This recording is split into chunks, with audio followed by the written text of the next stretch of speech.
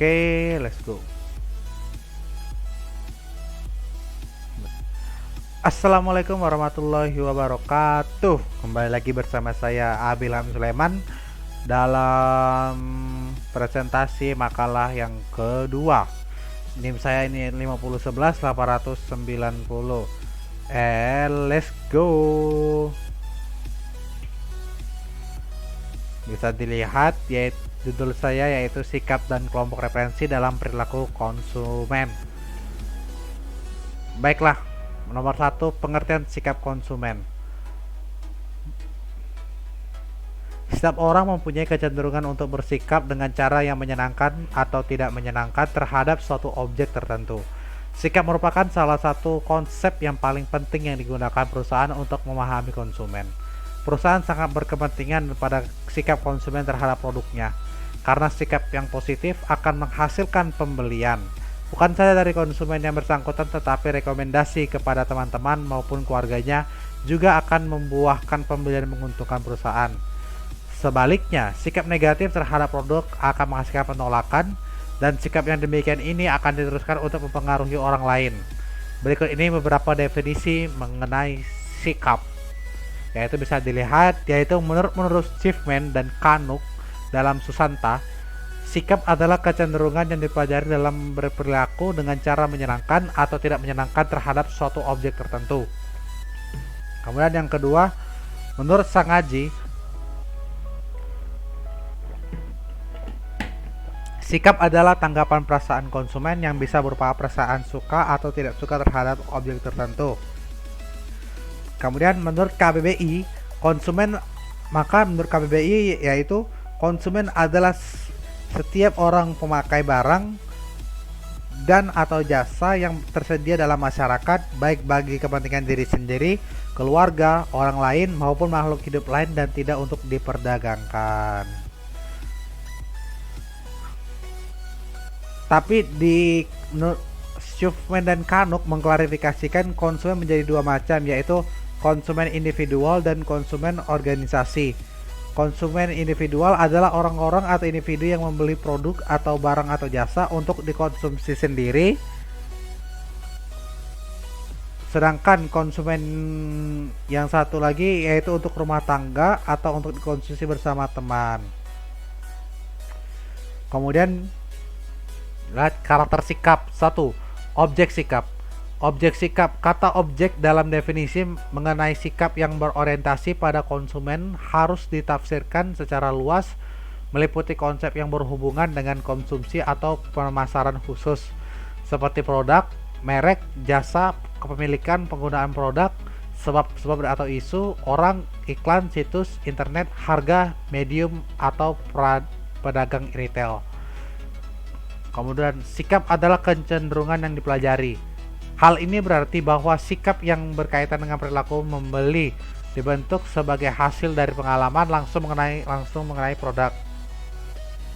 Kemudian ketiga, sikap mempunyai konsistensi. Hal ini berarti sikap relatif konsisten dengan perilaku yang dicerminkan. Keempat, sikap terjadi dalam situasi tertentu. Maksud di sini adalah berbagai peristiwa atau keadaan yang pada tahap dan waktu tertentu mempengaruhi hubungan antara sikap dan perilaku konsumen. Situasi tertentu dapat menyebabkan para konsumen berperilaku dengan cara yang kelihatannya tidak konsisten dengan sikap mereka. Kemudian selanjutnya ada komponen sikap. Komponen sikap terdiri dari 3 komponen yang paling berhubungan yang dapat dilihat melalui model sikap 3 komponen. Model ini terfokus pada penentuan secara tepat komposisi sikap dengan maksud agar perilaku dapat dijelaskan dan baku. 3 itu adalah 1. Komponen kognitif. Komponen kognitif berkaitan dengan pikiran atau otak seseorang, apa tentang yang dipikirkan oleh konsumen tersebut. Sedangkan komponen kognitif ialah pengetahuan dan persepsi yang diperoleh melalui kombinasi dari pengalaman langsung dengan objek sikap dan informasi terkait yang didapatkan dari berbagai sumber. Pengetahuan dari persepsi yang ditimbulkan biasanya mengambil bentuk kepercayaan, yaitu kepercayaan konsumen bahwa objek sikap mempunyai berbagai sifat dan bahwa perilaku tertentu akan menimbulkan hasil tertentu. Nomor 2 ada komponen afektif. Afektif berkaitan dengan perasaan, jadi sifatnya emosional dan wujudnya berupa perasaan senang, sedih, ceria, gembira, dan sebagainya. Sedangkan komponen afektif ialah emosi atau perusahaan terhadap suatu produk atau merek tertentu. Emosi dan perasaan ini sering dianggap bersifat sangat evaluatif, yaitu mencakup penilaian seseorang terhadap objek sikap secara langsung dan menyeluruh.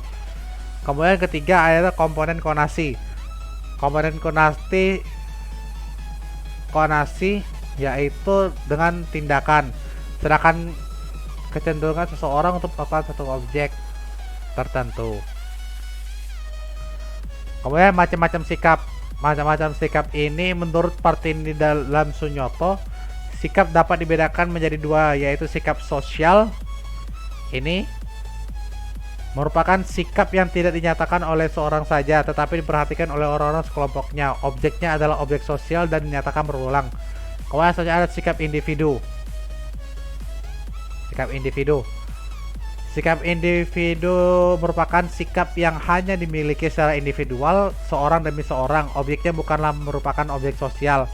Selain pembagian sikap seperti tersebut di atas, sikap juga dibagikan antara sikap positif.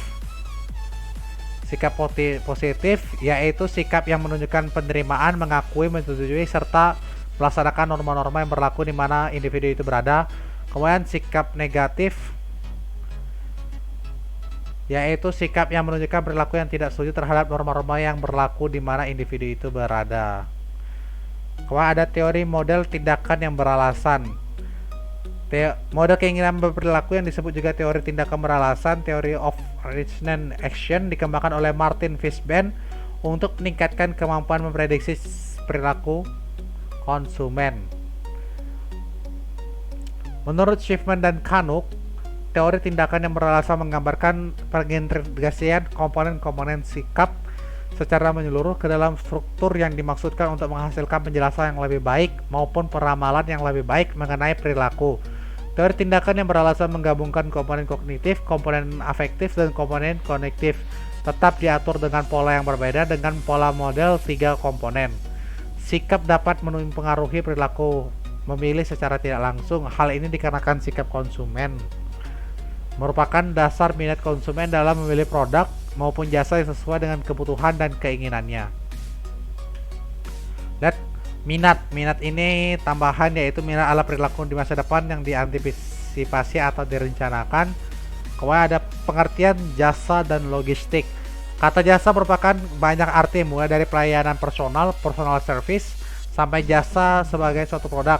Menurut Kochler dalam Le Periode dalam Hanbani, menjerumuskan bahwa jasa adalah setiap tindakan atau kegiatan yang dapat ditawarkan oleh suatu pihak ke pihak lain. Jasa adalah intangible atau seperti kenyamanan, hiburan, kecepatan, kesenangan, dan kesehatan, dan perishable dalam sebutan itu tersebut. Selanjutnya ada bauran pemasaran jasa. Ini Ciptono dalam Sunyoto, bauran pemasaran jasa terdiri dari produk. Produk merupakan bentuk penawaran organisasi jasa yang ditunjukkan untuk mencapai tujuan organisasi melalui pemuasan kebutuhan dan keinginan pelanggan.